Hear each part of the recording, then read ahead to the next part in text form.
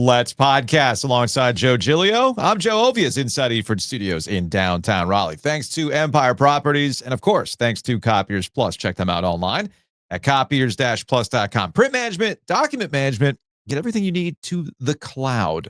Better yet, get the most badass printer in the office that'll print out those brackets now that we are officially in the third month of the year. The best time of the year, Joe. Yes, but there's still one team trying to get to the bracket.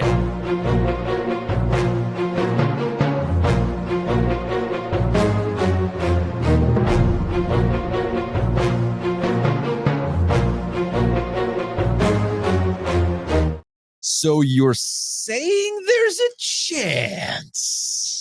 What I'm saying is this Endgame? Are we finally in the Endgame? Has Doctor Strange seen the millions of permutations and possibilities? The Time Stone has returned and said, what, Joe? Before I share this scenario to you, I will say to you, quite frankly, and we're going to get into one of these takes in a little bit. There's sometimes where you put stuff on social media and I'm like, ooh, that has the potential to backfire on me. But the clip that you put, and I said on that clip, the most likeliest of paths, I even said, I called my shot. NC State is going to lose to Georgia Tech. They're not winning the game. I believe the exact quote was, but Joe, NC State never wins on the road. Yes, because Two Roosters has declared it. They've declared it this year, right?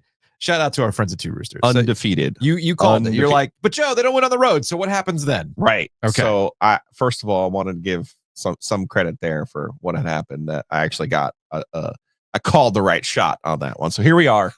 Destination Charlotte has been reduced from 7 paths to a single fork in the road. NC State at 4-14 needs to win out by beating Pitt on Wednesday at the crypt that will be the Lenovo Center. And then Saturday they need to go to Miami in the funniest of one-off games, perhaps what could be one of the funniest one-off games in the history of ACC basketball by playing last place, Miami. Now, not only does NC State need to win out, winning both of those games, Notre Dame needs to lose both games. Here's the rub. Both of Notre Dame's games are at home. They get Stanford at home on Wednesday. Maybe Max Reynaud can work a little magic for the Wolfpack. And then Saturday is going to be a true coin toss of all coin tosses when Cal heads to the Joyce Center on campus there in South Bend. So we could be looking at a play-in of sorts if the Wolfpack can win on Wednesday. And before you say it, yes, Wednesday is absolutely a Law of the Wolf game. Notre Dame almost ruined 2 seasons on Saturday. They really did. Almost. Oh my God. Almost. Yeah, I mean, if you haven't realized this yet, this is a radio bit that we're doing. But the Wake Forest portion of the programming, my gosh, and that'll get us into tonight's game. Wake at Cameron. Cooper Flagg's last home game. Senior night for Cooper Flagg. But more so, no Tyrese Proctor. Yeah. They really missed him against Florida State. Duke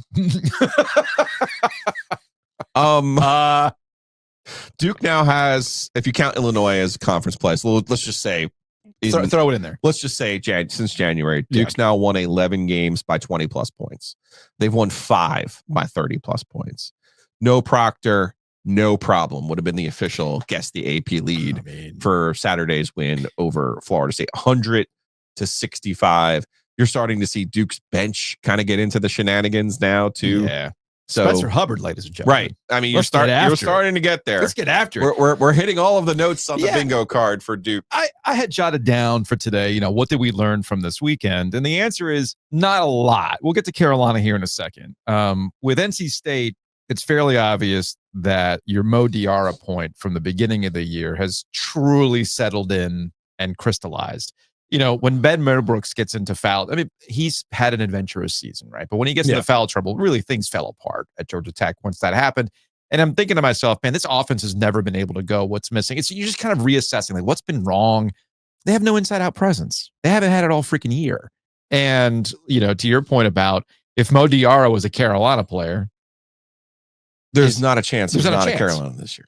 Say what you want about the ups and downs of Hubert Davis and general managers or whatever, but They got the money, and they would have worked it out. So you're probably asking, like, okay, well, why didn't this work out for NC State? I mean, I don't know, man. The universe, I guess. It's just the way it works out with those kinds of things. But it's just like, I don't know. I don't know what it was about Saturday in that Georgia Tech game where it just kind of crystallized. I'm like, man, they're really just not very good. They're just not good. I said that 2 months ago. Like, they can't shoot. You did. You cannot shoot.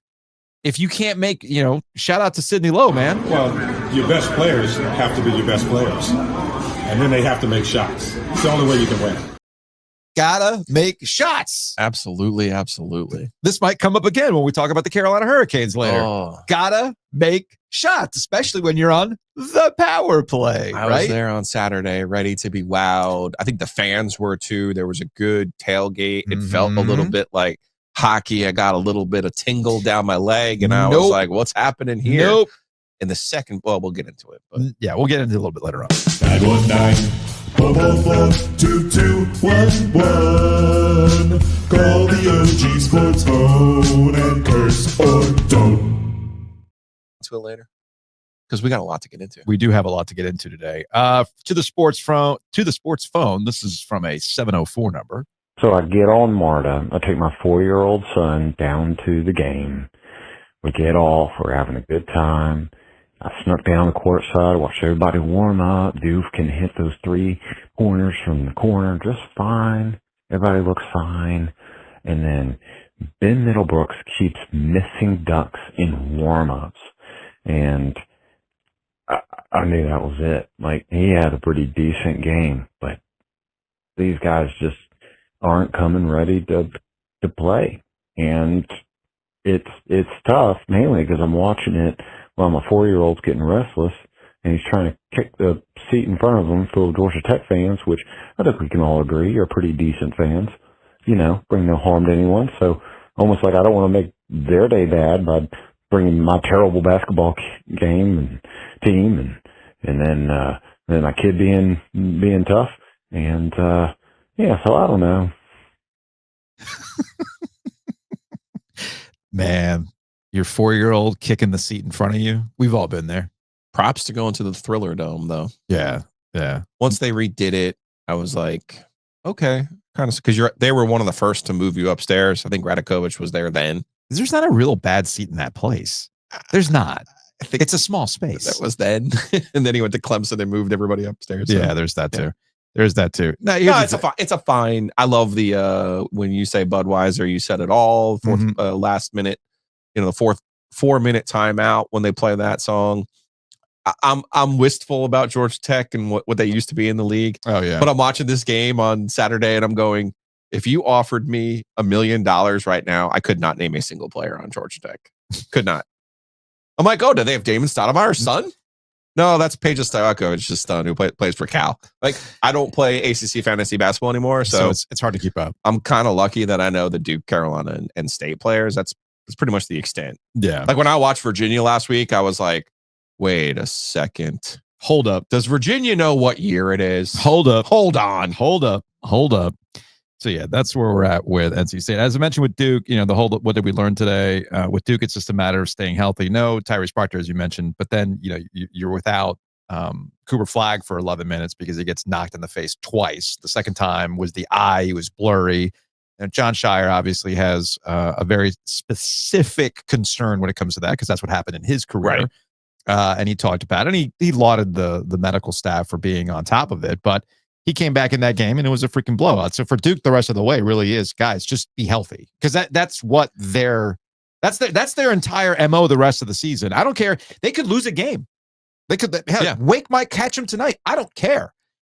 I need everybody to be healthy by the time we get into the NCAA tournament. Otherwise, it ain't going to happen. What are you smiling at? I'm smiling because here we go. There are 2 fringe teams in the ACC. Yeah. One likely has a chance to make it, right? Between Wake and Carolina. Which we'll get to in a second. Okay. And Duke now closes the season with both of them. And you say, just be healthy. You say that like such a plebe, sir. Such a plebe. I know. Because the captain of the Army, you know exactly what would happen. What did I say? Hammer him. There's 11 games, 20 plus, 5, 30 plus. Hammer. He would take these 2 games and he would say, fuck you, Joe Boo. Yeah. I am putting it in your ear. because that's what he did. Oh, you're on the bubble? I love the league. I wish the league would get 38 bits. But not on my watch. Hey, no, Cooper, stay out. Coach, we're up by 50. Stay out there. I said stay out there. The number of times that man broke so many souls in meaningless situations to him. Yes. But that was not how he was wired. He was not wired to say, well, maybe I'll just lose this one. No, Roy would be okay with that. Roy, I keep bringing up 09 because I think that's what Duke's doing right now. I think they're going to keep Proctor on ice until the second game in Raleigh in the NCAA tournament. Keep him away from the Epsom salts. He'll be fine. And keep him away from the Epsom salts, for those who don't know, Ty Lawson and his dad. I think that was Roy, though. Roy was willing to sacrifice the battle to win the war. Yeah. Kay was like, every single time we put this uniform on, we go to win. Shire's in a little bit of a different boat. Big thanks to our friends at Keller Williams Commercial. The Donnelly team, Brian and Julie, are going to help you out. TriangleNCCommercial.com, 919-616-8681. Every time we talk about the ACC, it is brought to you by Keller Williams Commercial. So do you have warehouse space needs? You've got a retail space that you're interested in. You want to make sure you're finding the right place that meets your budget. Well, the Donnelly team is going to help you out with that. So call them at 919-616-8681 or triangleNCCommercial.com. Now, speaking of the Tar Heels and the whole what did we learn this weekend, I felt like it was very much a hold serve kind of weekend. Brian Lowe and I talked about this on the ACC Panic Room on OGTriangleMedia.com, over part of OG fans. You can look at this in a very cynical way for the Tar Heels, and I am not going to begrudge anybody if they think of it this way. They've beaten the teams they're supposed to beat. They've basically followed through on what they've been all year long. If you are at or above this team, you will beat them. If you are challenged, you will not. That has been the MO all season long, with the exception of the UCLA game and the second Pitt game. Okay, where a team at or above you, you've played them and beat them. But I will say this, we're not that far removed from a Carolina squad that had to go to overtime at home against Boston College. We're not too far removed from a Carolina squad that was in 10 one-possession games. Now, they came out with a winning record in those 10 one-possession games, but again, they didn't need to find themselves in some of those one-possession games. And again, Boston College is included in that. So if you're cynical, do not blame you. They haven't really proven anything based on the competition. However, if they're comfortable with what they are now and they're understanding their roles now, and you're also smoking the bad teams along the way, I don't see how this doesn't build confidence for the Tar Heels. They should beat Virginia Tech tomorrow night. I don't expect them to beat Duke, and my overall attitude doesn't change. What it will be interesting is if Carolina manages, through some help of SMU, with all the stuff that's gone on, to be in the double bye, because the double bye is still in play for Carolina at the ACC tournament. If they're in a double bye situation for the ACC tournament, that is an NCAA tournament team. You can get your Joe Lunardi percentages out the window, all right? And if they end up playing on a semifinal Friday, then I'm okay. Like, they're in for me at that point. Obviously, you play on Saturday, they're certainly in. But a double bye and you play on a Friday night? Come on. That's it. That team is in, regardless of what happens with the Duke game. I know you made your eyebrows raised with the whole Duke game in Chapel Hill. We've seen this before. I still am not buying the idea that Duke is going to lose to this UNC squad. Just it's a matchup thing, horses for courses, all that stuff. I don't see it. It's a bad matchup. But that still doesn't remove the fact that Carolina has put themselves in position to make the NCAA tournament by not doing anything stupid and also looking good along the way. All right, 2 points on the heels. Number one, somehow my guy, Jay Witt. Yes. Jalen Withers. Yes. Somehow improved his 3-point shooting percentage. What? I didn't even think it was possible. It happened again. 2 for 2. He went 2 for 2. He's 12 of 18 now. You've got to be kidding. Since he's been in the starting lineup, people, how do you not see what I see? Small ball all the way. Now, second, let's just peek ahead a little bit, because Ken Palm has this as 12, which means maybe they adjust it to 10 for home. Maybe Vegas gives us this at 10 on Saturday. We are, as a group, we might be taking that tax money and putting it on the Tar Heels, putting a unit on the Tar Heels Please plus don't. 10, Please don't. and then putting a half a unit on the Tar Heels money line. A little sprinkle, as our friend Chip Patterson likes to say. Please don't do that. Don't take the tax money and do that. That's a setup for a bad Adam Sandler, like, what was the Gem movie? Kevin Garnett. Yeah, with Kevin Garnett. It's like, this is how I win. No, actually, it's not how you win. Thank you very much. Thank you very much. Speaking of Duke and Carolina, game day is going to be going to Chapel Hill. Okay. But because it's the internet and people complain on the internet, this was met with groans, or even in some cases, like in the case of Dan Wolken of USA Today, like apoplectic over the fact that game day is going to Chapel Hill. And I just thought to myself, like, A, why does this surprise anybody? It is a prime property for ESPN in the same way that Yankees Red Sox was always a prime baseball property for ESPN. For as much as people want to say they're over Duke and Carolina, do you know what the first meeting ratings wise got? I did not look. It got over 3 million viewers. Okay. That is substantial For a game that was over in 7 minutes. That's a substantial number for a game that was a bad matchup to begin with. And for an ACC league that people are checked out on, it still draws eyeballs. So when you combine the fact that Duke Carolina routinely gets you ratings, Would you say it delivered? it delivered. It delivers in the ratings. It has Cooper Flag, and it is a name brand team that's on the bubble. Yeah, guys, What are we this talking isn't about here? complicated. And I guess what people want is, well, you have the SEC and what they're doing right now. So why wouldn't you make this some sort of like SEC show? Oh. And I'm thinking to myself, this is ironic coming from football people, like all the people who are based on football, where we have to slog through some pretty mediocre SEC squads that are promoted to us as though they're like the greatest thing since sliced bread. Is there a taker out there for who will have more teams in the Final Four, the ACC or the SEC? I mean, Is there a taker out there? Because maybe there is. I don't know. Let me know. Ask, Hit me up. I'm feeling frisky. Ask Greg Sankey. Maybe he'll take you up on it. I mean, he's active on social media these days. So why don't you tweet at him? Okay. See if you want to put a little wager down on that. We'll send him an accomplished greatness I just doormat. need Klemp not to be with Auburn, and then I feel good about it. Yeah, fair enough. 919-444-2211. Call the OG Sports phone and curse or don't. All right. This came to us from a 919. Hey, Joe Squares. You know what I just realized looking at the women's basketball tournament rankings and seedings? Somehow, State is a 1 seed. I didn't think we'd ever be able to compete now that Stanford was in the league. Isn't that right, Joe?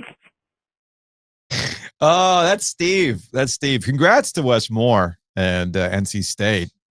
As I kind of wondered out loud when we talked to Mitch Northrum last week about the Notre Dame victory, you know, how that catapults them into potentially taking that 1 seed in the ACC. And what does that mean for the NCAA tournament seeding as well? Like, how could that be set up? Are they a 2? Could they kind of sneak their way into a 1? Like that kind of stuff.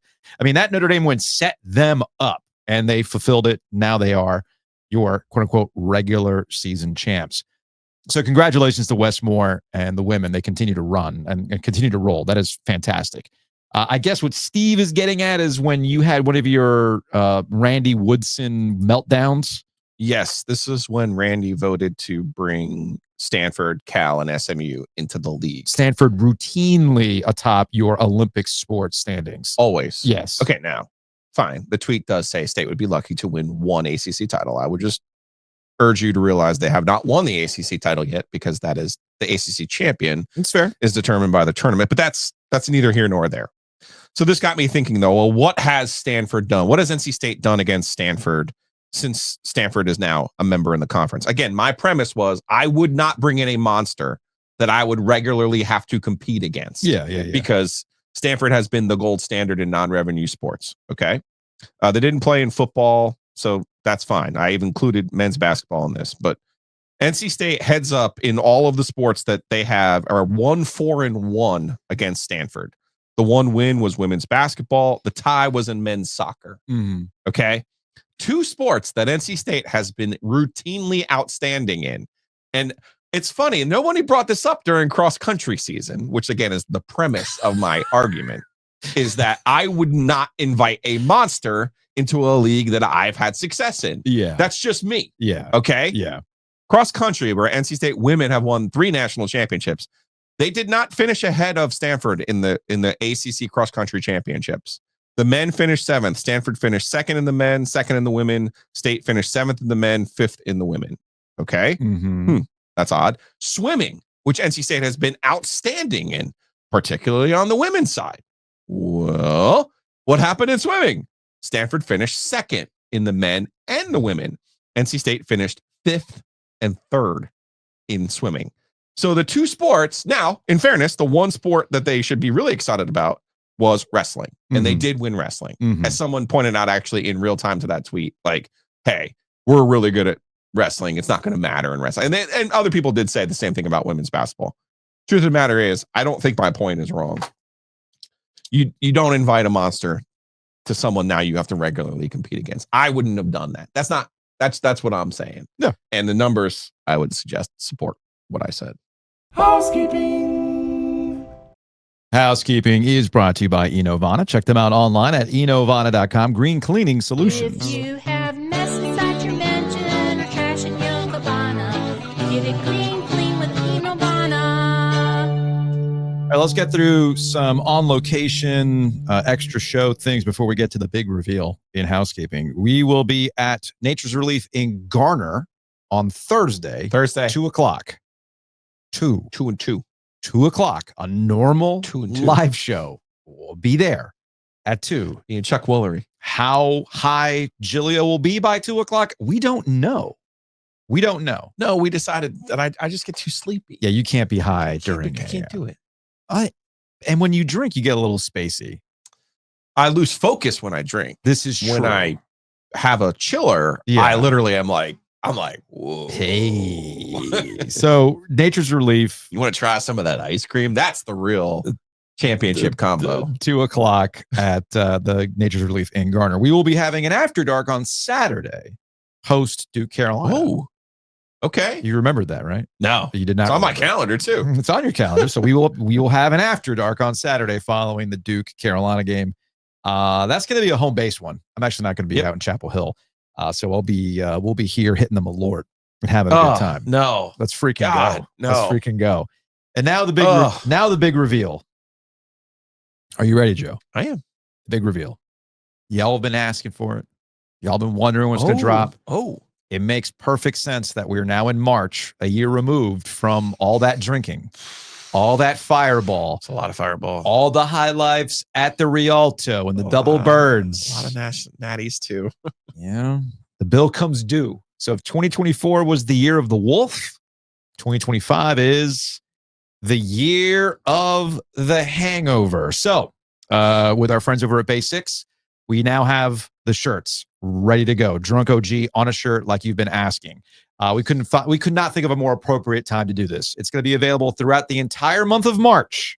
This is a pop-up. These are not permanent. All of March. Okay? We're giving you plenty of time to get on the website and order it. Okay? Unlike the hats and the hat vault. So this is just a pop-up. So if you click on the link in the podcast summary, whether it's your podcast platform or YouTube, we'll have a link to get the Year of the Hangover shirts. They come in 3 forms. You can get a Next Level t-shirt in either Heather Gray or the Heather Red. Those are very comfortable shirts. Or a splurge. By the way, those are $25. Okay. Appropriate. Yes, 2025. Year of the hangover. Year of the Hangover. This was me being a dork because I love the Comfort Color tees, the pocket ones. Okay. So we have a Comfort Color pocket tee with the OG flag on the pocket and the Drunk Wolf on the back. That's $35. All right. Okay. A little elevated is what you're saying. Well, because it's a more expensive shirt. Okay. So it's a substantially more expensive shirt, as I found out. I'm like, oh, no wonder I love these. They're really comfortable. Gee, I wonder why. I see now. Tell the people I wanted to charge $83 for those. No, we can't get people to drop $7,000 to go to Disneyland. They're not going to drop $83 for a Comfort Colors I wanted tee. to charge $83, and you talked me down. No, 35. You talked me 35. down. You know what we should really do is put $83 on the website, and then do it like Kohl's Cash, where it's like, no. You save so much that the price is really $38. How about that? Perfect. Go dyslexic on it. So anyway, go click on the link. I know we put it on Instagram already, but the link is in the podcast summary to make it easy for you. So again, available throughout March. So get on Going it. fast. Get on it. Hey, man, we moved some units on the hats. We did move some hats. I love that. Now, Legally, by the way. Come on down, IRS. Speaking of apparel, our friends over at Homefield have some fantastic apparel. Go to homefieldapparel.com. It's Speed Weeks. I don't know if you've seen the Hendrick stuff. I don't know if you've seen the Earnhardt stuff. Raise hell, praise Dale, baby. OG24 is the promo code if you haven't used it yet. Now is the time because that Goodwrench jacket is fire. Homefieldapparel.com. Use that promo code OG24. Big thanks to our friend Matt Davis at State Farm. You're thinking, man, how am I going to spend all this money on these t-shirts you keep promoting? How am I going to buy this home field stuff? Well, you can save money on your home and auto if you contact our friend Matt Davis right now. So contact him today, 919-779-8277. InsureGarner.com. VOGinsurance.com is how you make that work. All right, so we have the tickets for the 6th are spoken for. We have a winner for the tickets for the 6th, but you can still win tickets to see the Hurricanes on Friday the 14th, 314 Lenovo Center. All you got to do is get a quote and provide the information to Matt Davis and State Farm. Get a quote, then email it to me, 919-779-8277 or InsureGarner.com. My email is obviously giglio.joe.com. So we have tickets to give away for Friday's game on the 14th. Of course, Two tickets. our friends at Hometown Realty, corporate champion. Check them out, myhtr.com. With Hometown Realty, there's a lot of new construction going up in the Triangle. A lot of these builders have incentives. So what you need to do is contact our friends at Hometown Realty and see what kind of builder incentives you can take advantage of. If you're trying to sell your house, may I remind you that these upfront, like one-time cash offers that you get from some of these places, you're leaving money on the table. You might as well put a sticker on your head that says sucker. As one of my friends told me once when he was looking at a house that sold, he's like, I'll let somebody overpay. Think about this. I'll let somebody else overpay for this house. And sure enough, somebody did. So that could be you as well. So contact our friends over at Hometown Realty today and get your house sold or get your house of your dreams.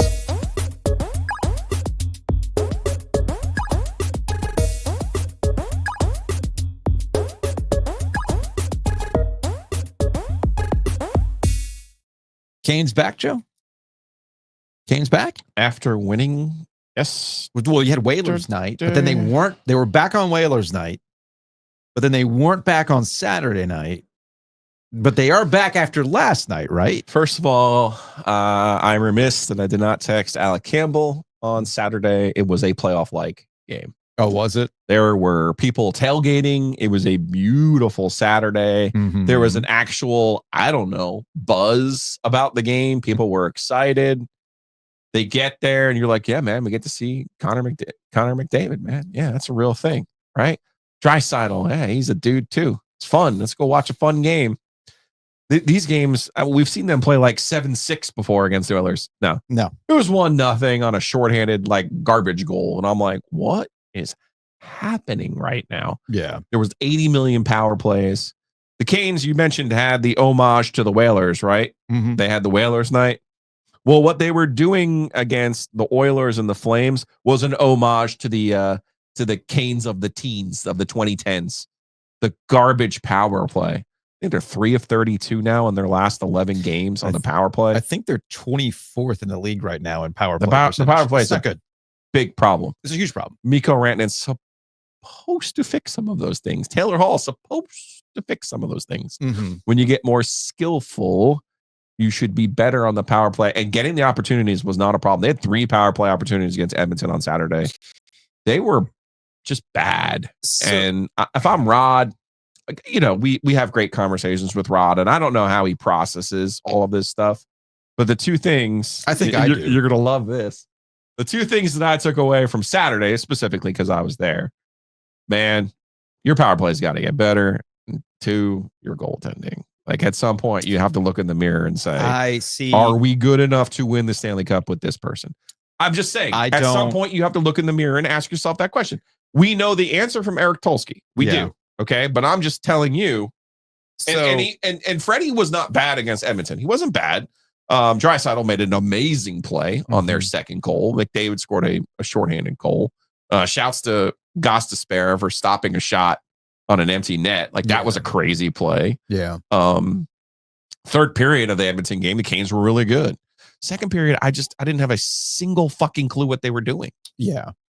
And look, Aho has been clutch in these situations. That's just what He his was fifth, great in the third period. I think it's Against his fifth Edmonton. game. I think it's his fifth game winner too. In overtime against overtime. Calgary. Yes. Yeah. So Or I mean, Calgary. all those as we things are should say. impressive. All those things are impressive. I try not to get too wrapped up in the online emotional roller coaster that exists with the Canes. I was actually scrolling on Blue Sky the other day. I'm not going to name the person, but essentially, because I think they have a private profile, and essentially they were saying like, I don't know what I'm like checked out on this season. I'm like, why are you checked out on this season? Like they're fine this year. Like what's going on? I don't get it. We got the whole Burns and Orloff discourse. We've got the Rod Brind'Amour, is he the right coach discourse and everything else. So there seems to be, we're running a little too hot when they win, and we're also running a little too dismissive or apoplectic when they lose. And through the course of 82 games, that's way too much. That's way too much emotional ups and downs through the course of a regular season. These things have ebbs and flows to them. So I don't want to get too wrapped up into it. And I am guilty sometimes of just kind of going on vibes when it comes to the Carolina Hurricanes. And right now, there's this nagging feeling that I cannot shake, and it goes back to the last two playoff exits. It doesn't really seem to matter who your goaltender is. You got to score goals. And this might be too base. And it makes me wonder about this system that exists for the Carolina Hurricanes. Why does it not work? Why is it that you can bring in this next high skill level guy? We hear, well, takes a while to get used to our system. Well, have you ever stopped and thought, well, maybe we shouldn't be so like rigid about this system that we hear about all the time that takes otherwise incredibly talented skills guys who score goals, and it takes them forever to finally get it. No, let them cook. Let Gensel cook. Let Rantanen cook. Those are the things that, again, I fully understand. They did let Gensel cook. They're letting Rantanen cook. I think it's just a wonky. He had an injury. You have the Four Nations break. You have this. You have that. But there's a larger. I get that, but I'm going to channel my inner Rod here for a second. Everybody plays the same way. Yeah, it's just a forecheck is all it is. You're trying to dominate puck possession. You're trying to dominate shots on goal. Those are the two things. They do those, but they don't go in. Correct. Why? Oh, and you can't sit here and tell me it's puck luck. I mean, for as much as it's a matter of skill. It's a matter of skill. But they've got skill.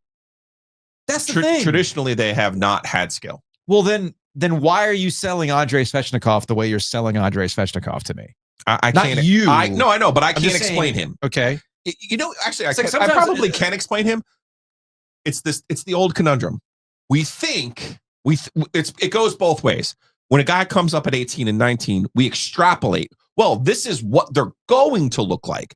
Imagine if they score 20 goals as an 18-year-old. They're going to score 50 as a 25-year-old, right? Yeah. We like to do that. And then sometimes the truth is, particularly when you're talking about someone who is physically mature as Andrei Svechnikov was, truth is maybe he just was who he was at 18 and 19. And there's nothing wrong with what he was at 18 and 19. He just wasn't going to be Alex Ovechkin. Okay, to your point, Rod has a tendency when they get beat by a Connor McDavid or whoever you want to put out there. What does Rod usually say? The skill of that player. It's like, when you have one of those, they got one of those guys, one of those top picks. Well, what does that say about your guys? I thought they were top picks too. Now I get that not all top picks are created equally. I get that part. But here's my question. Let's say the Canes ended up with Connor McDavid. Let's just play the multiverse game. Let's go back to Doctor Strange and look at all the permutations.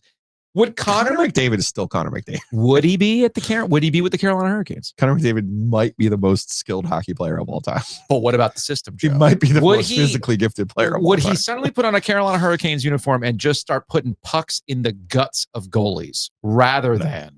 No, he wouldn't do that. Are you sure? I'm positive. I don't know. I don't know. That's kind of where I'm at with the Carolina Hurricanes. It doesn't matter who you put out there. I'm positive. Doesn't matter who you put out there. It's gonna be maybe it's the uniform. Maybe when you put on a Canes uniform, you always hit the post rather than them going in. So I keep hearing about high danger chances. They keep creating. That's the whole point. At some point, it's going to break. Except that it hasn't. And there's been a consistency there, especially when you get to the postseason. It did for like a month with Gensel last year when they put the line together. And then what happened? They took the line apart. And then they took the line apart, right? So I do not buy that it's the system. I think there's a part of the way that they play that is helpful for them over an 82 game schedule. No doubt. No doubts. No doubt. No doubts. And there's a part to them that when you get to the playoffs, Mhm. your power play, your special teams matter. Yes. And forever, their penalty kill has been outstanding. No problems on that end, Mhm. which is why they usually lose 1-goal games in the playoffs. Yeah. Because they can prevent you from scoring power play goals, but they can't score them themselves. Yeah. So the question becomes, how do you become an elite special teams force, especially on the power play? They got to make some changes then, because it's clearly not working out. I mean, they went 0 for 7 yesterday, man. So 5-on-5, they're fine. But you said it earlier this week. Rob Brindamore said straight up, you win with your power play opportunities. Yeah. Clearly, they're not doing it. So I've kind of come down to this point with the Carolina Hurricanes, not to distill it to its most base element. We can sit here, we can talk about goalies and whether or not Kochekhov's it. That's fine. I get it. I mean, I understand the conversation. I understand the conversation. Is their answer, but I understand the conversation. And we can sit here and we could bang on Orlov and Brent Burns all day. I get that stuff. Orlov is going through it. He is. But that happens in the course of a season. Okay. And we also understood defensively there was going to be a transitionary point this year when the troops arrive next year. These are not things that should surprise anybody. Maybe it's surprising that it's fallen off the way it has, especially in the case of Orlov and in the particular case Burns. That's fine. But you should have understood that it was going to be a transitionary defensive year for the Carolina Hurricanes. Correct. But you still have the skill theoretically to score goals. And not to go full Herb Sendek once again when it comes to the Carolina Hurricanes, but you can win games two ways. You can either prevent the other team from scoring more than you, which has been a consistent issue for the Carolina Hurricanes, or you can simply score more than them. And I'm sorry, 2-1 ain't going to get it done once you get to the playoffs. It's just not.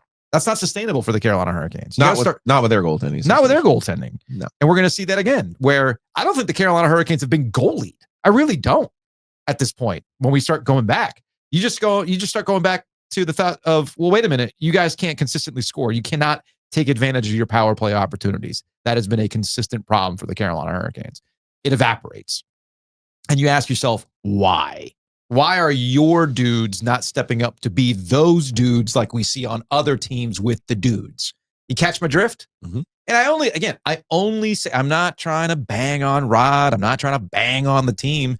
I just think it's a fair question to ask with the data we have over the course of several years that they're a really great regular season team. But once we get to the playoffs, these issues really do rear their head. And as we know, it ain't about regular season success anymore for the Carolina Hurricanes. It's putting yourself in position to win the cup, which gets to another situation that we're seeing popping up. But you have something else you want to say? Yeah, I mean, I would just say this. We've made this analogy before, like what the Hurricanes do. I think some people can oversimplify what they do. That's fair. In terms of the system. It's not like the Hurricanes are Virginia basketball under Tony Bennett.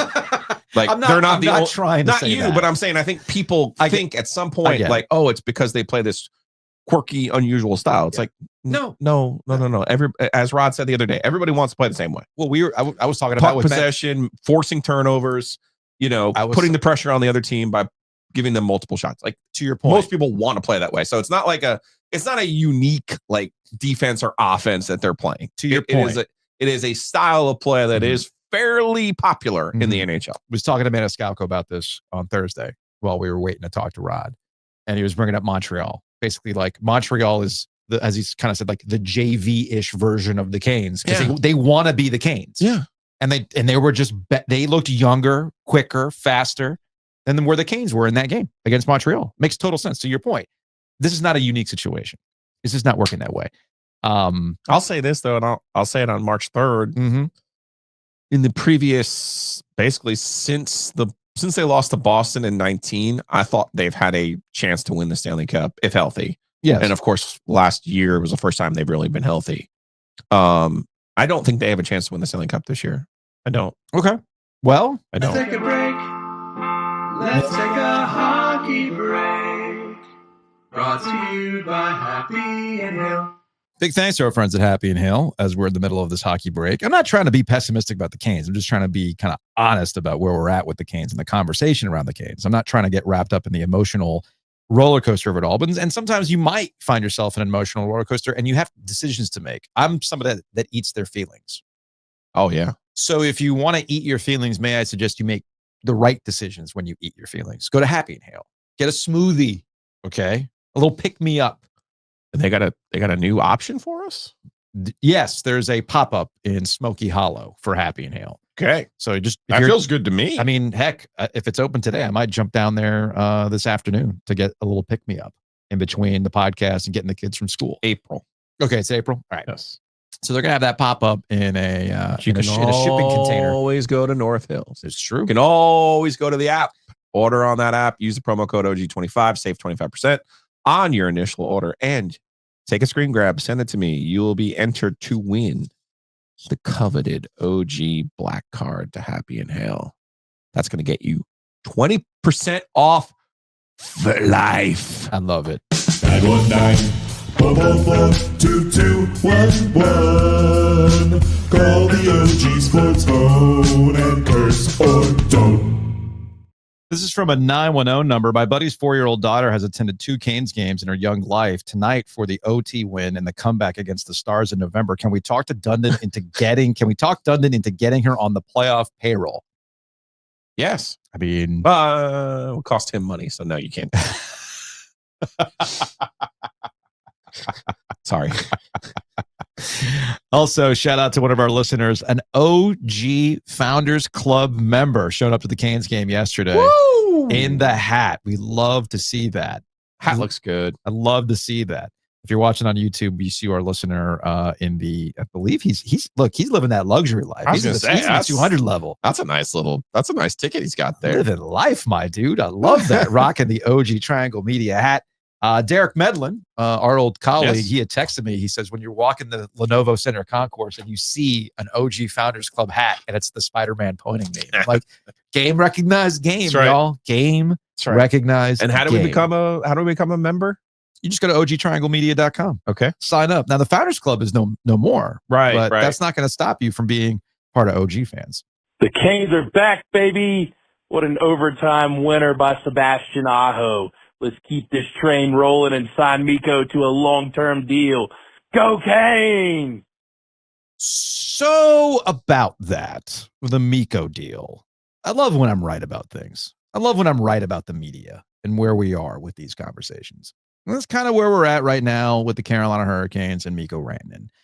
I said a while back that this felt like a lack of trade conversation has led to speculation about what the Canes should do with Mikko Rantanen if he does not sign this week. Trade deadline's this week.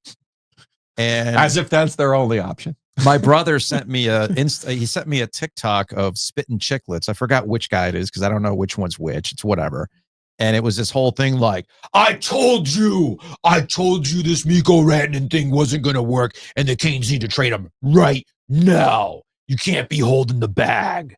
Blah, blah, blah, blah, blah. I said then, and I believe it now, that there really isn't anything to the Mikko Rantanen stuff and the Canes kicking the tires on trading him. Look, if I'm wrong, I'm wrong. But I'm pretty sure I'm right about this. The Elliot Friedmans of the world, they are insiders, and they're no different than NFL insiders. They get conversation points from agents.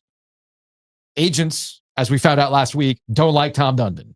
So that's going to paint a certain picture about the team. And it's not like the Canes did not offer Mikko Rantanen exactly what he's looking for. You don't trade for him unless you have a desire to bring him for a long-term contract. So the puck, if you will, is on his ice right now when it comes to Mikko Rantanen, the deal.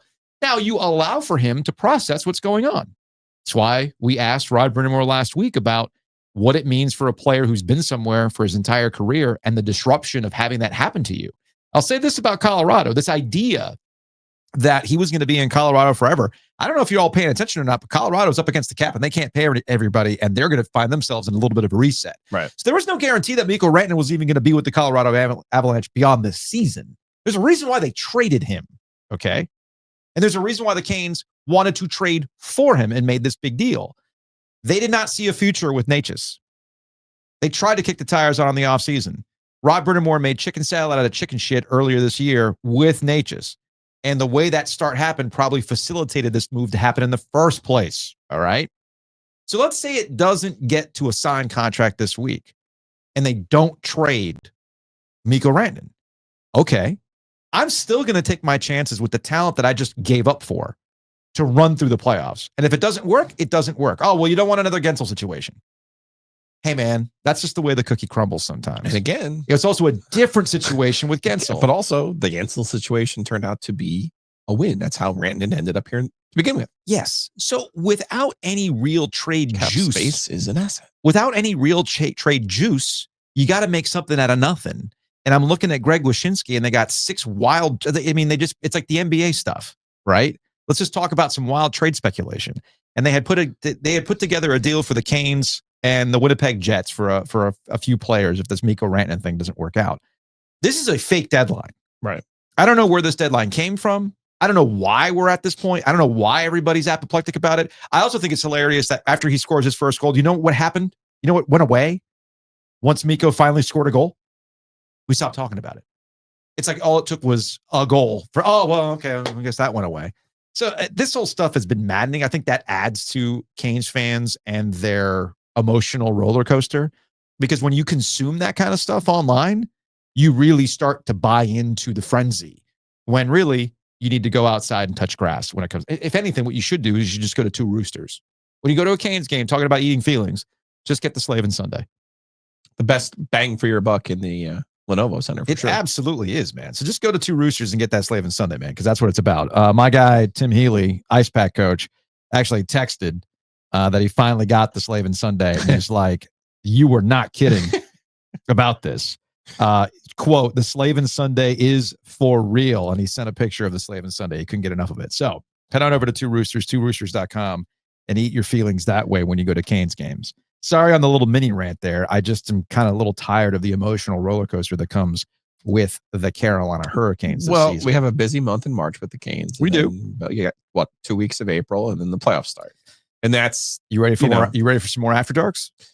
I am. I mean, like I said, I was excited about Saturday, and I maybe I should have gone yesterday to get get the tingles back, but I left Saturday thinking, "Eesh, that ain't the answer."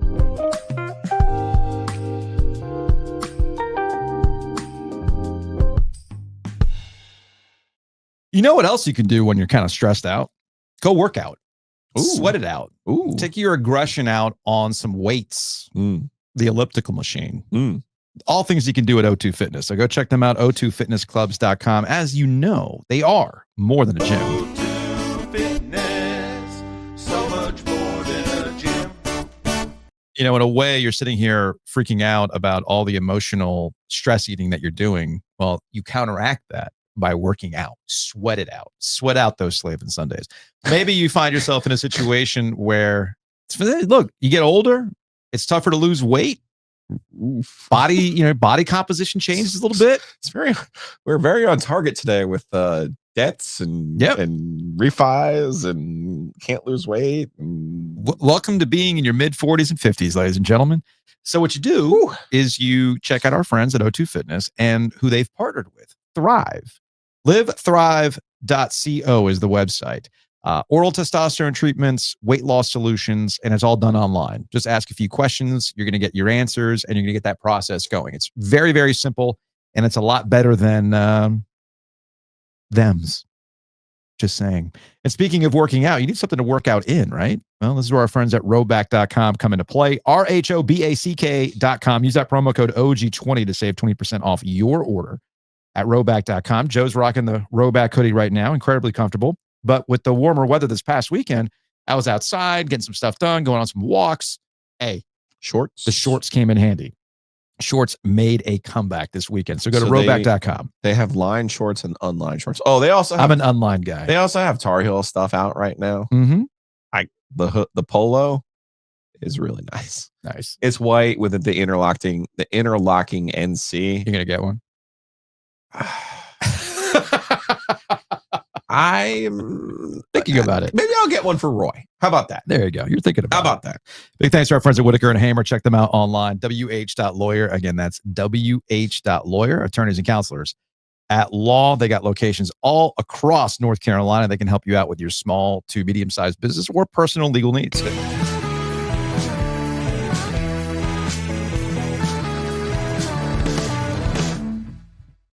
Well. Look who's back if it isn't Gordon Miller. Miller Lending, new corporate champion on the Heister Automotive Group hotline. What up, man? It's been a while. When did we start House of Sport? This for the deep cuts out there. For those who were not 850 The Buzz listeners, technically, my first on-air hosting job was to drag Gordon's ass with Gordon on House of Sport at 7 a.m.? 6. It was 6. I thought it was 7 to 9.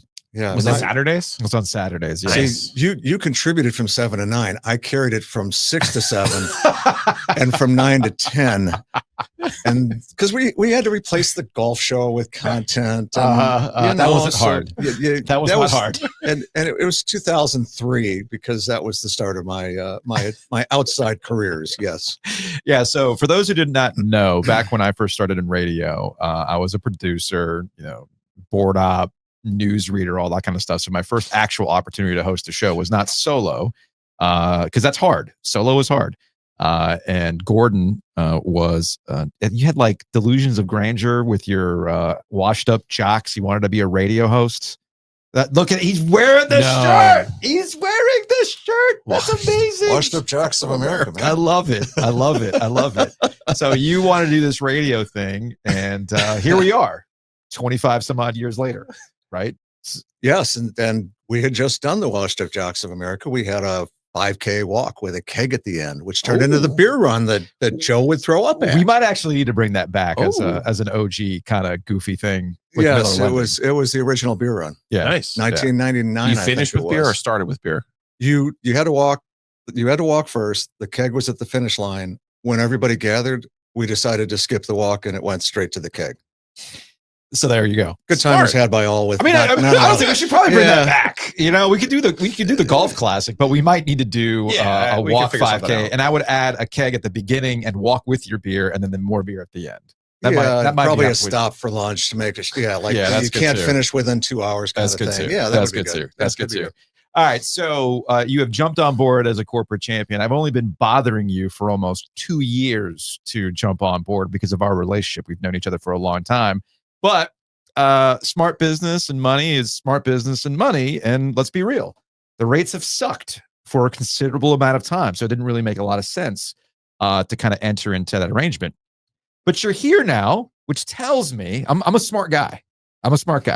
I mean, Gordon is. I don't know about you. Giglio knows this about me with money and numbers. We're halfway there. And Gordon also understands this about me and money. Sometimes you really have to explain it like I'm 5, okay? And you're nodding along like, yes, because it's like, walk me through this thing again. Well, now I can do it quicker with Kelly than I can with you. This is true. Right? I'm completely oblivious to this stuff. Right. But the fact that we're even having this conversation tells me that rates have, and people might not be aware of this, rates have come down to a point where if you've been hesitant to refinance, it's about that time to start thinking about it. So where are we right now?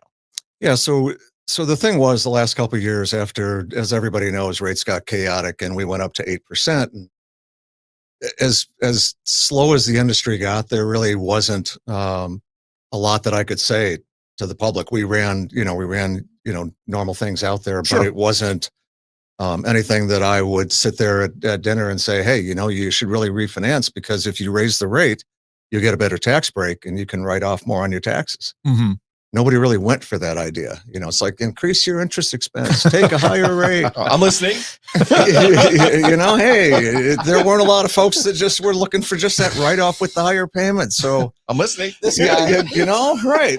But if you have a lot of debt, it makes sense. So still listening. Yep. So what's changed is that we finally seem to have gotten to the point where the markets understand that there are way too many potential sellers that are locked into rates that they wouldn't give up for the market. Yeah. Nobody, you're sub 3. We did your sub 3 the last time we had our relationship in terms of financing your house. And there's been no need to do it since 2020 because I got locked in at 2.65. There's no reason. Right. And then rates go up to 8%. So there really wasn't a lot in refis. And then the fact that, housing costs went up, insurance went up, taxes went up, everything went up. When you had the rates go up that much, nobody was selling. It turned into a new construction market. And what we saw in the new construction market was for them to even move houses, they had to offer $30,000-$40,000 rate incentives. Right. So, you still see ads 4.99 for a builder. There's specs now, which would indicate that the demand is still not great because at 4.99, they're still not selling these homes. Yeah. But it is helping clear up things for those that have accumulated debt, especially. So we finally came back below 7. When I get near 6.5, that was kind of the little bulb that went off that said, what's Ernie Ovies' kid's name again?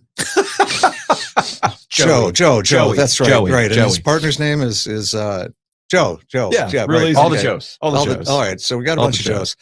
And, so it started to make sense again. And obviously with us, what we've done forever is the no cost theme. Yeah.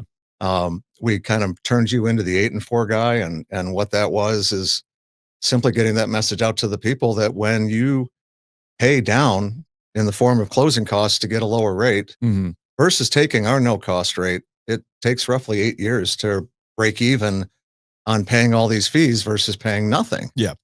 And the reality is the average life of a loan hasn't been anywhere near 8 years for the last 60 years. So the likelihood that you're going to keep that, and, quite often I hear, well, who's going to give up 2.5?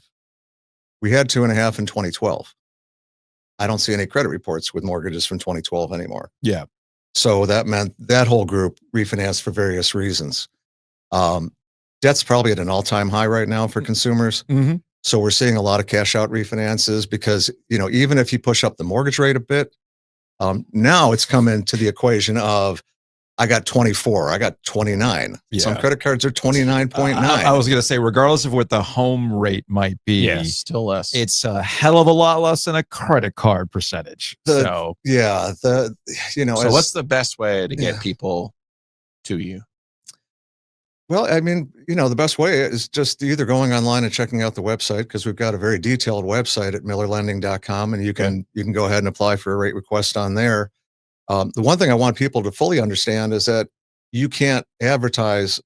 The one unique aspect of a no closing cost loan is that it can't be an advertised rate. That if somebody says they've got a no cost loan at 6.5, these are based on the loan amount and a math formula. Yeah. So if you're borrowing $500,000 or borrowing $200,000, it's not the same rate at all. Sure. You don't need, the calculations are just different. So if you ever see someone advertising, hey, no points with this rate or no cost with this rate, there's something else that's being buried in. There's something in the asterisk that goes ahead and ties down. So for us, we need the basic information: credit score, loan to value, loan amount, and then we can do an accurate quote. And there's no hidden fees. There's nothing baked into the loan itself. When you say no, and look, I've refinanced with you multiple times. Obviously, I've not refinanced in the last several years because of the reasons. I wouldn't let you. And you wouldn't want me to. If I said, well, the only reason why you want me to is like, hey, man, this hockey debt has really gotten to me. It'll happen. But This youth hockey, I don't know, man. 2025 might be the year. Yeah. So these hockey skates ain't going to pay for themselves, right? So, and that's, I think the important part here is the debt. Just let's have the conversation. Just start the conversation. Yeah. So call Gordon, call Miller Lending, 919-447-3377, or go to millerlending.com is the website. And just kind of, because that's the thing that I took away. And every time that we've refinanced with Miller Lending, and that's all I've ever done is refinance with Miller Lending, our situations have always been different. Usually it's, hey, I want to get out of this rate. Okay. So like you said, there's any number of reasons why you would refinance over the course of 4 years. Sometimes the rates go lower. Cool. Got it. Sometimes you want to. The last time was in preparation for a home remodel that took a lot more years to finally happen. Without that refinance, I wouldn't have been able to pay for my roof cash. Right. But the point was, we were getting ready for a home remodel, needed a refinance so we get the cash out. Right. Now it would be a debt situation in order to get out of that. So you might find yourself in that situation as well. So the point here is, understand that everybody's situations is different, and Miller Lending, and at least through my experience and other people's experiences, it will meet what you're looking for. That's the important thing, while not doing it with any sort of weird baked in fees, costs, and whatnot that make you feel like you're getting a deal, but you're really not getting a deal. That's the important part. I would now like to take this opportunity to apologize to you. I had 4 different Detroit Lions tickets. And you're the only like legitimate Detroit Lions fan that I would actually know in real life. So season ticket holder. I will apologize to you for that. However, there is good news. I don't have any piece of the Pistons. Do you have like Pistons fever right now? Like they're good for the first time. And they have a real dude in Cade Cunningham too.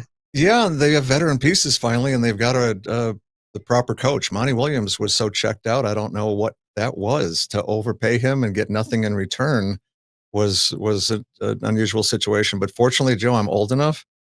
I saw the bad boys. I saw Isaiah. I saw all those great years. I'd go to Chicago for those Jordan matchups and the Jordan rules when, we were there watching the Jordan rules.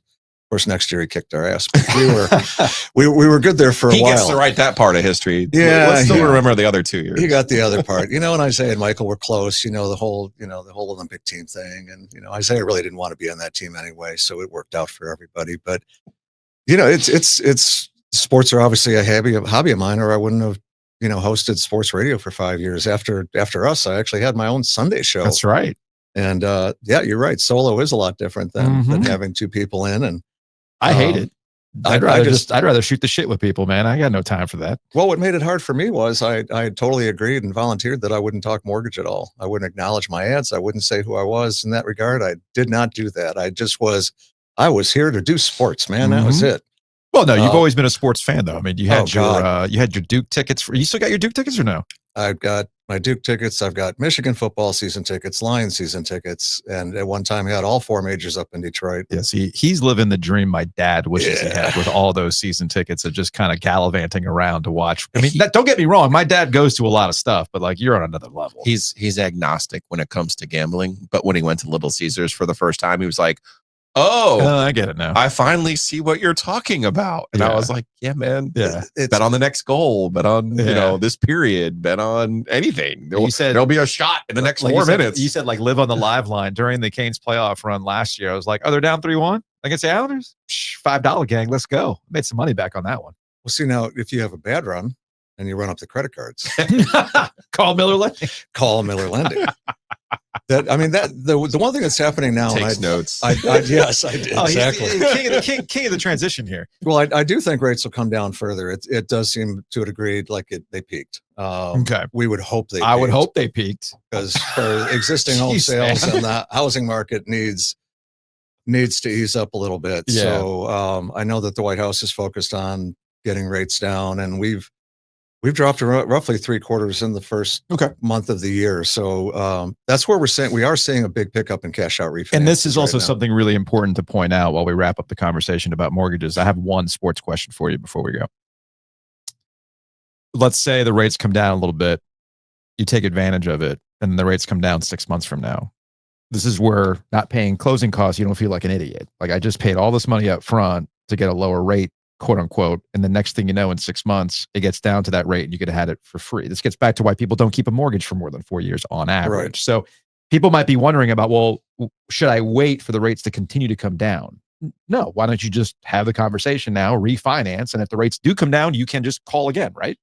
The worst thing, and the reason that I started doing no cost, number one, it eliminated timing. So if you were going to buy at the time when rates were 8, take a no cost. You don't buy down to 7.5. And what really was irritating over the last 12, 14 months was seeing people pay $15,000 to get 7, to buy down to 7. And now we're at under 7 for free. Yeah. That's kind of what we're trying to stop people from. And if rates are going to head below 6 this year, then you're doing the same thing. You're paying to get 6.5, or you're paying a lot of money to get 6.25.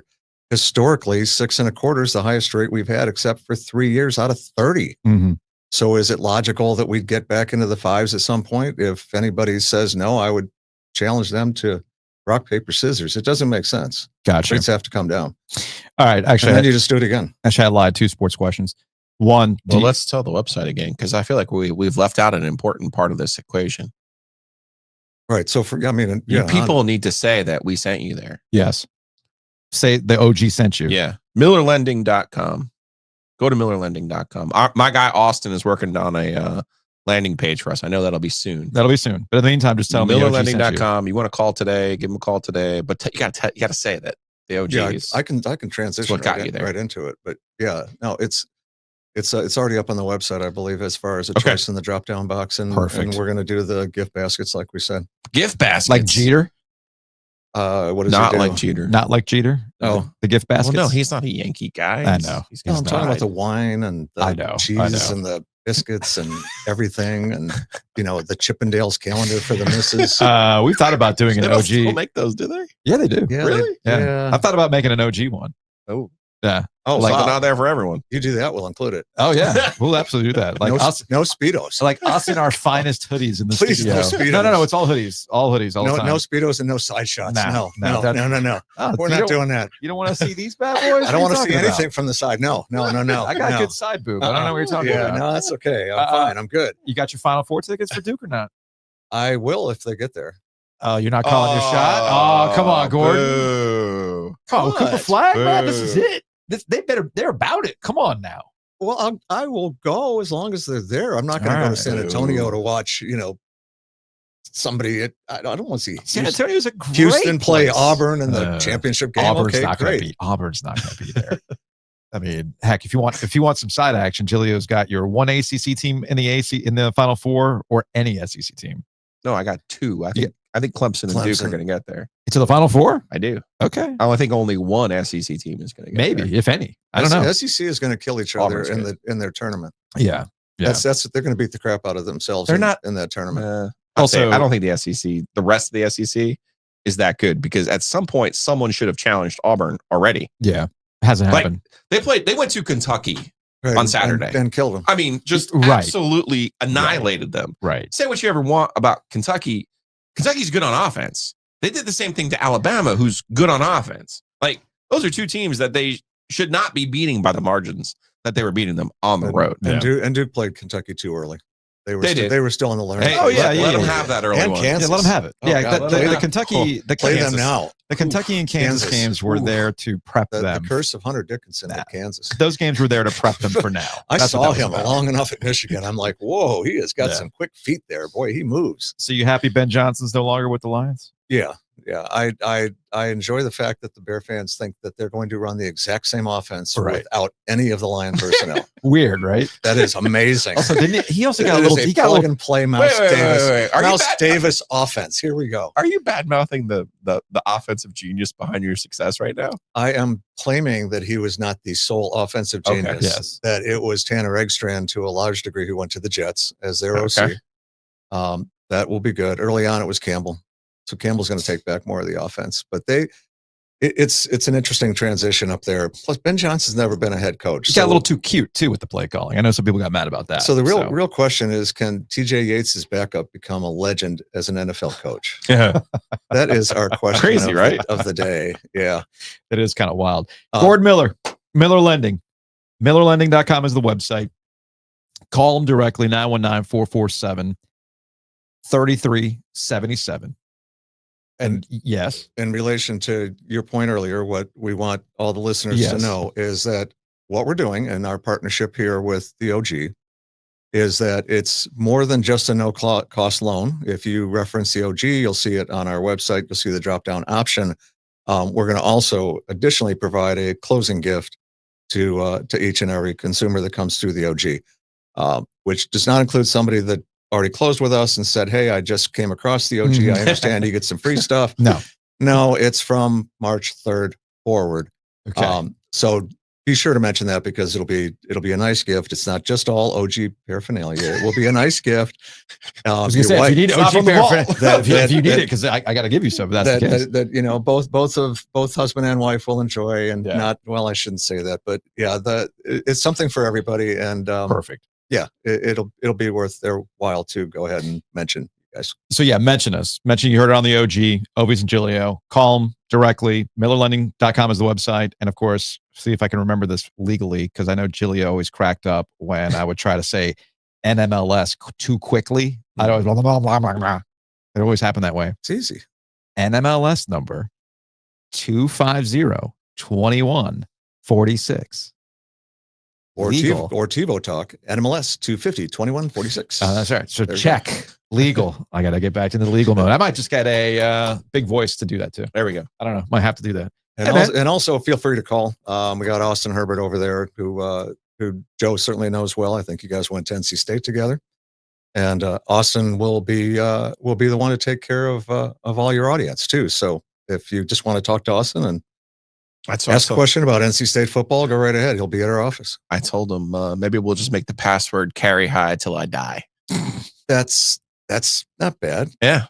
That's not bad. Then we would know for sure. Anyway, whoever calls and says carry high till I die, they're like, oh, okay, they got rid of the podcast. that would do it. All right, that would do it. All right, the password is it's good to be behind microphones again for the first time in 20 some odd years. Yeah, see, this is just natural. See, flow. It's just a regular old lunch at Clues. Maybe I can take a day off now, and Gordon can come in. No, don't do that to me. No. Don't do that. I would love to. Come on. Maybe when the Pistons make the playoffs, we'll yes, get Gordon in. Joe. If please. you think that the podcasts are too long now,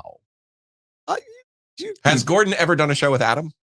Like with Adam? I know he supports Adam's show, but like, have you ever like? No, you've actually done a radio you've show? never done a show with Adam. That show would never end. We should still be going on right now. We actually. did something once from Radio Row. Oh, cool. Oh, yes, that's right. That's Yeah, right. you were there. You were there too. I was hungover though. Right. So- yeah, I don't remember. Yeah, did you make it? No. No, you didn't. Yes, that's right. I was. You were sick. out. Yes. Yes, but we ended up. It was in San Antonio. We ended up having dinner later that night, I needed that burger badly. Did DeCourcy join us that trip or no? I can't remember. 'Cause Again, know I we was had down. dinner with Mike one time. I was too. down bad that day. No, Mike was in New Orleans. Oh, okay. That was another Final Four trip. They all run together I'm trying after to think a while. of Duke was in 04 in San Antonio. No, you were just in San Antonio for the purposes of being San Antonio. I'm pretty sure. Because I was going to Final Fours every year. at Yeah, that you were just going point. to Final Oh, Fours. okay. Yeah, Different. But yeah, if he's ever done radio with Adam, again, like I'm telling you, Yeah, New Orleans was Carmelo. What's a clock? Yeah, New At Orleans that was point, Carmelo in Kansas. I told you the only That's person what we saw in New who Orleans. can talk more than Adam is this guy right here. Can out talk him all day. Depends on the topic. I mean, if you want to talk about like the White House, presser the other day. The only thing that I think he could talk more I about, could talk a lot about that. I think don't the know. only thing he's capable of talking more about versus you would be Have you horses. thanked me yet? Did you thank me yet? Did you thank me? I'm just glad you wore the appropriate outfit, a hoodie, because that's what happens in this. He would out talk you about horses. That's about it. Anyway, Not hockey. no. I don't know anything about horses. Okay. No, and Adam's deeply into hockey and soccer now. So Soccer. yeah, soccer big time. And no, I don't watch it at all. Shoot me. No, Anyway. we went to Angola. It was all soccer. 7 channels had soccer on TV. Nah, I'm good. Thanks. out of 35. I'm good. Thank you. 7. ESPN Anyway. had soccer. If this were a radio bit, somebody would aggregate it and that we're starting beef with Adam Gold. Maybe that's the case. Go ahead. All right, Gordon. Thanks for jumping on board and being a corporate champion. MillerLanding.com. Let's make it Carry happen. high till I die.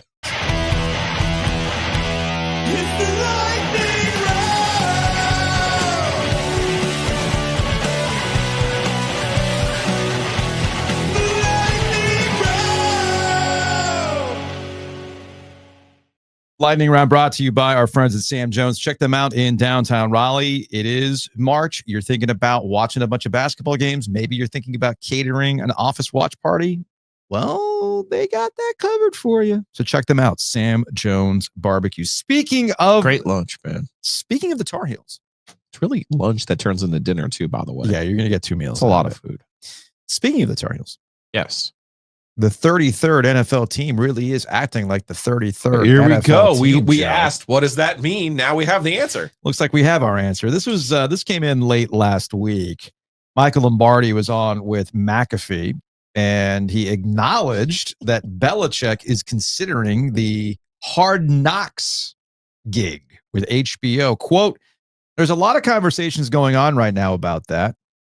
We've had a lot of offers from people all over to come in and look at our program and kind of do a behind the scenes thing, but I don't think anything's been officially signed, end quote. So how did we end up here? Well, I wonder. How did we end up here?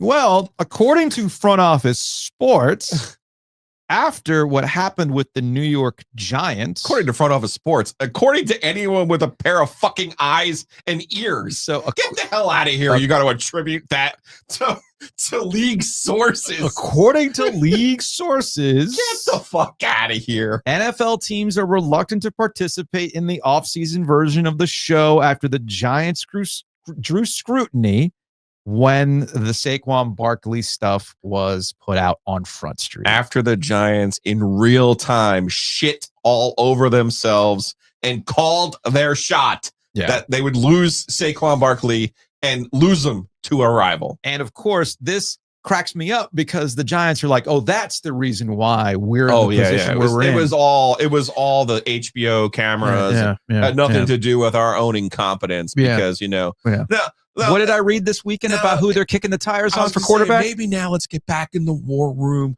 We'll double down. I saw Joe Shane on at the combine refusing to answer about Barkley. Other than I'm just really happy for Saquon. I'm really like it was on to Cincinnati. I'm really happy for Saquon. Now, how do we get out of this mess? God, we fucked up in real time in public on camera. How do we get out of this mess? I know. I've got it.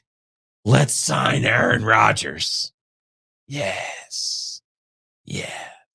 You and I have had a long-running conversation about, is Bill Belichick really a genius, or was he only competent in a room full of incompetent people? Never underestimate your competition because I've had this conversation with I do think Bill Belichick is a smart man, but man, the curve he's being graded on with these ignoramuses that he's competing against. Right. I've had this conversation with my soon-to-be 17-year-old. I'm like, dude, you'd be shocked how far you can go if you just do the bare minimum, man. Just show some level Dot the I's, cross the T's, some level of competence, man. You'll be shocked how far you could go. Really, really.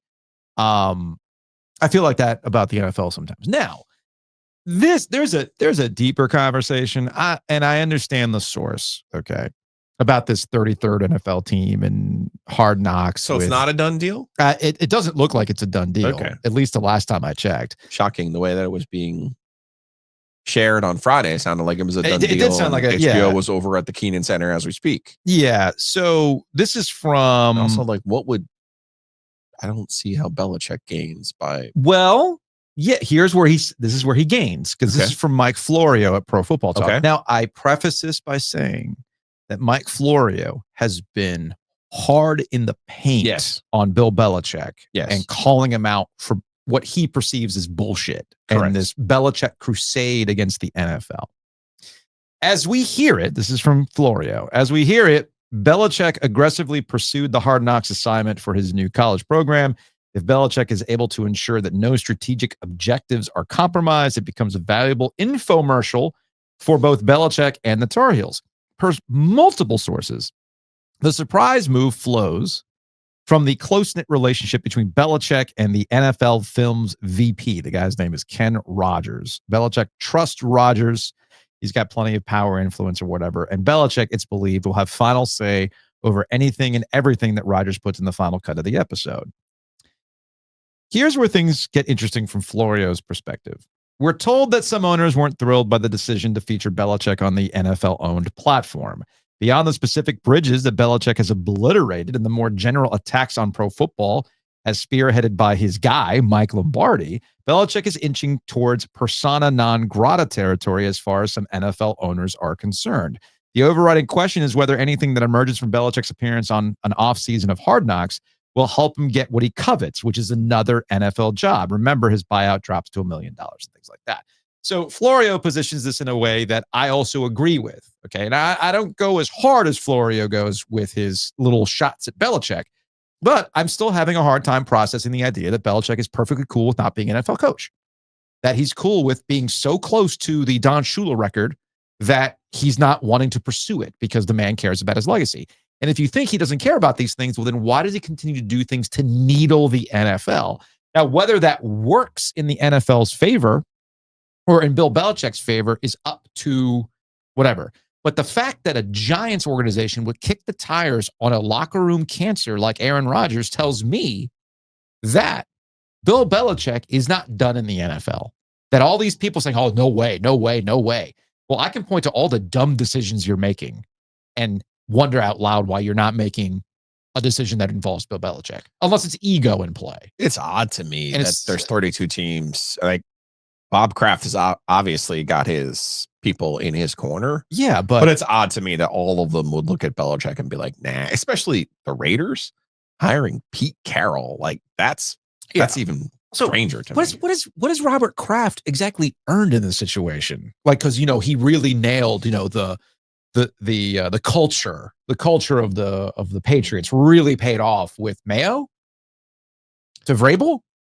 Like, come on, listen, come on. It's a strange dynamic. It really is. I don't fully grasp, and I'm never going to grasp it. Topics, stack it up. Giglio's roll back it up. Well, I know what we'll do. A lightning round. Well. This dropped at 10:30 this morning from our friends Andrea Adelson, David Hale, and Pete Thamel. The headlines: sources, FSU, Clemson expected to reach settlement with the ACC. ACC Board of Directors is scheduled to hold a call on Tuesday to go over the settlement terms. In addition, Florida State has called a board meeting to present the terms at noon on Tuesday. Clemson plans to do the same. All three boards must agree on the settlement for it to move forward, but sources throughout the league expect the deal to be done. According to the sources, the settlement includes two key objectives: establishing a new revenue distribution model based on viewership and a change in the financial penalties for exiting the league's grant of rights prior to the conclusion of said grant of rights in 2036. That last part, and I think we'll spend some more time exploring this tomorrow as we get more details. I'll be very curious to see what the change in the financial penalties for exiting the league's grant of rights will be. I mean, it would be a big mistake by the ACC. Is it also to significantly alter it? Could it be that when we get to 2030, as you've said all along, is that what it is? Is that what it is? Because like right now, on March 3rd, 2025, I don't see where, having just knocked out this re-up with ESPN, it makes any sense for you to create less friction for Clemson and Florida State to leave. But I can see where you can come to some sort of settlement as you get closer to the end date, where there might be a different exit idea, given that there's going to be a lot of upheaval. It allows some flexibility, not just for these schools, but for the ACC potentially as well. Just throwing that out there. But as we said all along, the death of the ACC, Florida State and Clemson leaving the ACC, that was premature, almost wish casting in a lot of situations for two reasons. The first one is it's financially prohibitive to do so. And the grant of rights was really freaking Loctite. And if you don't believe me, the fact that they are negotiating a settlement that would alter, that tells you just how Loctite that grant of rights was. All right. And it also speaks to the other issue that nobody seems to be able to answer. Where exactly is Florida State going to go? Who actually wants Florida State? If somebody really wanted Florida State, something would have happened by now. But there's hesitancy to make that happen. And that's why we are where we are. There are many topics for lightning rounds today on OMG. Finally, in the lightning round, this is where I get to tell Joe Giglio, you might have been onto something. Oh, Kansas. Yeah, you were like, get off online. Yeah, just log off. Just log off on Kansas. And then I come to find out that a lot of people need to log off at Kansas. I wish I was laughing for the right reason. I'm laughing out of like, I can't believe it played out this way. So Now, the one way to go around this is like, hey, Giglio, if you think Carolina has a high standard, Kansas just won the championship in 22. And they are pissed at Bill Self and this particular group of the Jacks, because unlike other teams, NC State, who have struggled this year, this is not an NIL issue. No. They've got one of the highest NIL budgets in the country. It just goes to show you, though, college basketball is a year-to-year proposition. So Kansas guard Zeke Mayo received threatening and racist messages via social media, and he put them out on social media. He showed you the receipts. He posted a sample of the messages he was receiving in screenshot form. Racists, threats, telling him to kill himself, all sorts of wild shit. Wild shit. If you're the head coach of a basketball program that just had one of your players receive these threatening messages, how would you handle that? Hey, let's not be stupid. Yeah. And second of all, like, don't.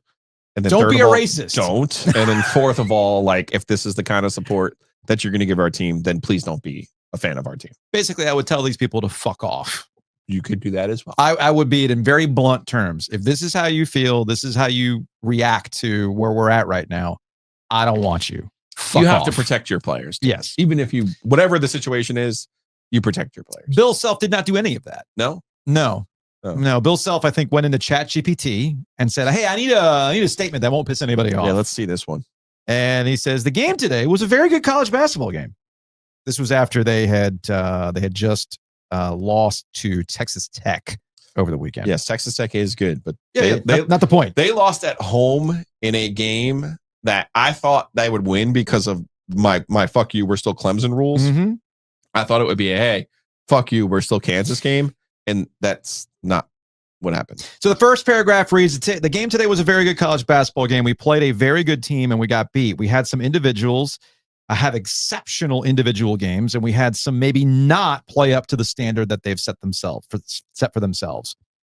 But everyone on our team, coaches included, myself, more than anyone, had opportunities to impact the game. A play here or there that could have been the difference in the game over the course of 40 minutes. Texas Tech made more plays than we did. I'm not hearing anything about like defending his player or no. Hey, all right, don't be a racist. Paragraph 2. We competed. We tried. We came up short. Keeps going. Okay. Maybe here's something about fans. We haven't had the overall year that we had hoped for ourselves, nor the year that many other people have expected. Okay, here we go. Other people. What do we got? But it hasn't been for a lack of caring. I can do a lot of things better. We could all do a lot of things better. But I'll roll with these guys every day and be proud of it. Any criticism about the team should be directed at me. I'm the head coach. Still not hearing what would have been useful. Okay. That's it. Interesting. That's it. He closes by saying, this is the most important time of the season, and this is the time where we need to be better, but we also need to be focused on basketball and not things being said outside of basketball that have absolutely zero merit. There we go. So basically what he's saying to Zeke Mayo in a statement, log off. No. This is not about whether or not your player should be opening up his DMs, my dude. This is about your fans being shitty and telling them to stop being shitty. This isn't complicated. So yeah, you know what, Joe? You were right. It's bad at Kansas, man. It's bad.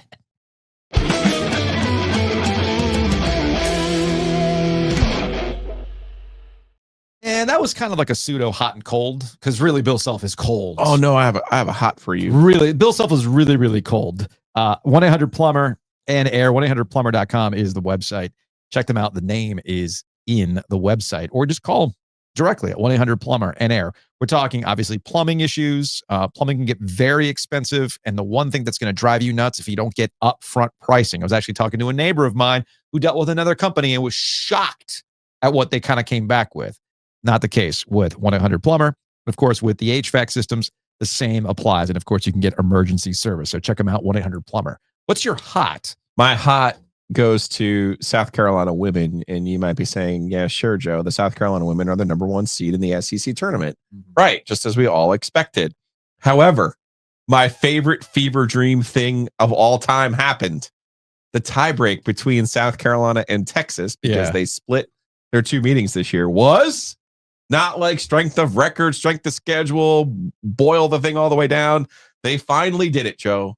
A coin toss. I love it. A coin toss determined the #1 seed in the SEC women's basketball tournament. The Gamecocks won that coin toss and will be the #1 seed in the SEC tournament Amazing, Joe. Amazing. I never thought I'd live long enough to see it. We got it. Remember all those years of Coastal Chaos where we were like, can we get them all at 4-4? Can we get this thing to a coin toss? The coin it toss finally happened. So refresh my memory, the coin toss was the third option for the tiebreak. I think it was the third to get to the coin toss. It seems like the SEC was not trifling here because the ACC has like a they have like a bazillion steps before you get to the coin toss. The AP is letting me down here. They do not say which option this was. I think it was the third. I want to say it was the third.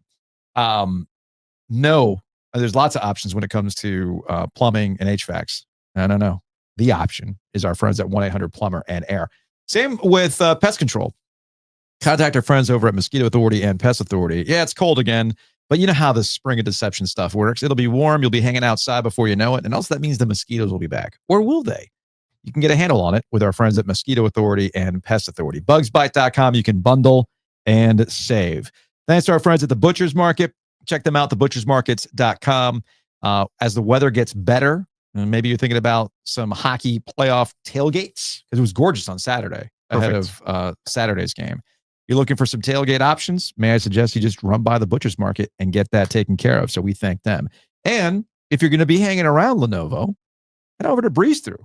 BreezeThrough.com, very convenient location, and they have some very good deals going on right now. Adam has let us know that they've got what I like to call the Coach Shane special. Jacob's coach. Okay. So here's what you need to do. Trying to pull this up here. Where did my text? Here it is. Throughout March, here's what we got.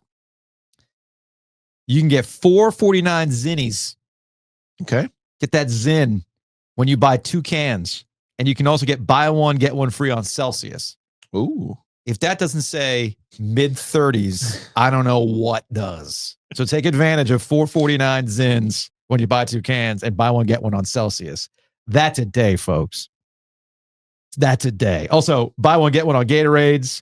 You get Aquafina cases, 2 liters of Pepsi for $1.99. A lot of good stuff over at BreezeThrough. It's officially Zin season, folks. Zin season over at BreezeThrough. So go check them out at various locations across the triangle.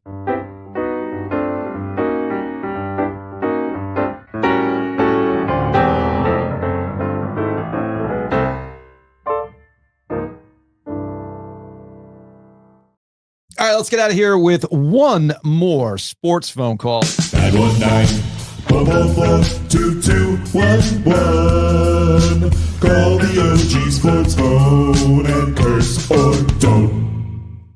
All right, this is from a 910. Guys, we got bigger things to worry about than NC State shitting the bed, because, of course, that happened. John Cena turned fucking heel. Oh, my God.